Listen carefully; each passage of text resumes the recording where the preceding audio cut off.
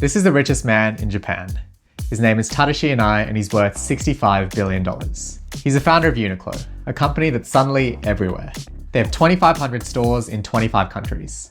Last year they made $22 billion, making them the third largest retailer in the world, rapidly catching up to Zara and H&M. And their market cap just passed $140 billion. That's over double what Nike is worth. And so many things about Uniqlo just don't make sense. They're a clothing company, but say their main competitor is Apple. They sell plain beige tees, but are loved by style icons like Roger Federer and Kate Blanchett. And they plan their collections up to a year in advance, in an industry built on chasing trends. Even their logo is a typo. So today, I'm taking a look at how this all works and how Uniqlo took over the world.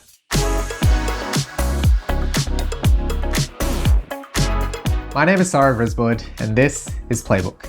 I tell the stories of business and sport icons. Let's get into it.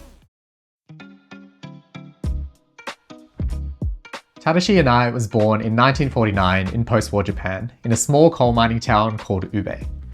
Ube was not an easy place to grow up. Yanai lived in the cramped rooms above a clothing shop that his dad owned. But as a kid, Yanai was obsessed with American culture. Our age born in occupied Japan by USA. Right. And American culture rushed into Japan. So I have some American dream. After university, Yanai even spent a few months in the US, where he saw something that Japan didn't have. Massive chains like Gap selling cheap clothes to everyone. He filed that one away. He ended up taking over his dad's business in 1972, but he wasn't everyone's cup of tea. After just 2 years, all the staff except one had quit, unable to cope with his demanding management style. In 1984, Yanai expanded to Hiroshima, where he opened the first branch of the Unique Clothing Warehouse, or Uniqlo. In 1988, an accountant accidentally wrote down the name as Uniqlo with a Q. Yanai took a look at it and said, let's keep it. He thought it'd look better on signs. Uniqlo ended up being really popular with the cost-conscious Japanese consumer. By the mid-90s, it expanded to over 100 locations across Japan. But their big breakthrough came in 1998, when they launched their 1900 yen fleece campaign. That's about $15 at the time. Japan couldn't get enough. Uniqlo sold 2 million fleeces in 1998. And in 2000, they sold 20 million. 1/4 of every Japanese consumer owned a Uniqlo fleece. This was Yanai's light bulb moment. Consumers wanted cheap clothes that didn't necessarily look flash, but were high quality. Overall sales grew by 460% from 1997 to 2001. The Japanese business was officially booming, but Yanai wanted more, and so he once again turned his gaze to the West. Uniqlo's initial global expansion was a disaster. The first overseas store opened in London in 2001, and Yanai quickly expanded to 21 stores across Britain. But by 2003, 16 of those new stores had been closed. No one knew what Uniqlo was and how it was any different to, say, Primark or M&S. The exact same thing happened in the US. Uniqlo opened 3 stores in New Jersey in 2005, but had to close them all by the end of the year. Yanai later told Time magazine that the US was his biggest failure. But he didn't give up. Yanai's memoir, published in the middle of all this, is called One Win, 9 Losses, which tells you exactly how he sees failure. 失敗することを恐れて成功することをしないんですよ。イギリスで失敗でしょ。アメリカで失敗。もう失敗したら僕はね。Yanai realized that you can't just sneak into an overseas market. You have to announce yourself. So he shifted the strategy to building these huge flagship stores in marquee locations. He started in Soho in Manhattan, in the heart of New York's fashion district. And it started to work. Within a few years, the Soho store had built a cult following. And by 2010, New York Magazine was calling Uniqlo the hottest retailer in town and its loyal customers Uniqlones. And China actually ended up being a very different story, a way more successful one. Uniqlo opened its first Chinese store in Shanghai in 2002, and it clicked almost immediately. Japanese products already carried a reputation for high quality in China, and the price point that felt cheap in London actually felt quite aspirational for the middle-class Chinese consumer. And over the next decade, Uniqlo kept pushing globally. Flagship stores in Paris, Seoul, Berlin, and then back to the US. And the numbers tell the story. Take a look at this chart. Over 65% of Uniqlo's revenue comes from outside of Japan, up from just 10% in 2010.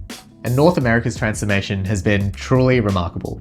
It used to be a rounding error and barely broke even through to 2020. But over the last 5 years, it's become one of Uniqlo's most important and fastest growing markets. Revenue has 5x'd over the last 8 years, and they still operate at around a 13% margin, meaning that for every $100 of revenue, Uniqlo makes 13 bucks.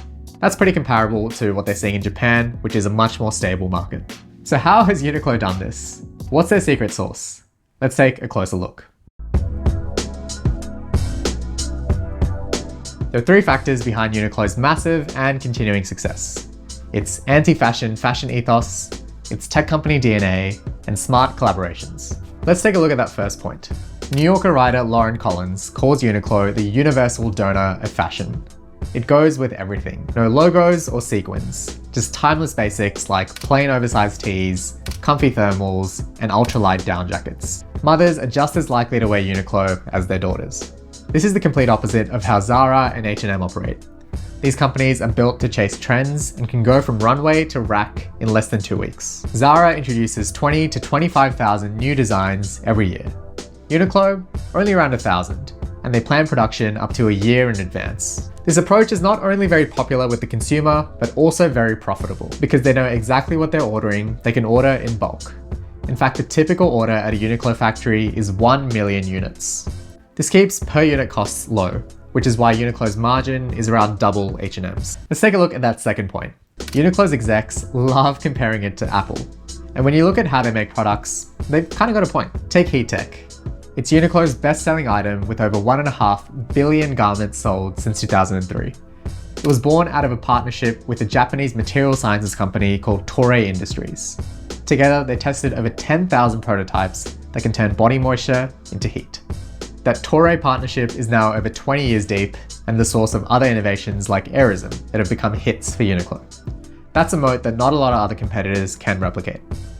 But what really sets Uniqlo apart is what they do after a product launches. They say that they gather over 30 million pieces of customer feedback every year. That's emails, phone calls, social media.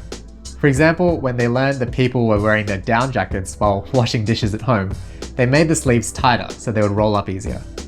When customers were complaining about the merino wool being too scratchy, they developed souffle yarn, basically pumping air into the wool fibers to make them more comfortable. And Uniqlo's head of R&D has said that his team spends months out of every year trying to make their ultralight down jacket just 10 grams lighter. A lot of this obsession with innovation and reinvention comes from Yanai's childhood in Ube, where he saw how quickly the coal mining industry collapsed and his hometown became a ghost town. It was a grim lesson that if you don't adapt, you perish. Let's take a look at that final factor. Uniqlo sells $20 shirts, but it's also managed to associate with some of the most prestigious names in both fashion and sport. In 2018, Roger Federer shocked the tennis world when he left Nike and joined Uniqlo for a $300 million deal. And it wasn't the first time that Uniqlo punched above its weight. All the way back in 2009, they partnered with legendary designer Jill Sanders on the Plus J collection, minimalist, high-end pieces at Uniqlo prices. It sold out almost immediately.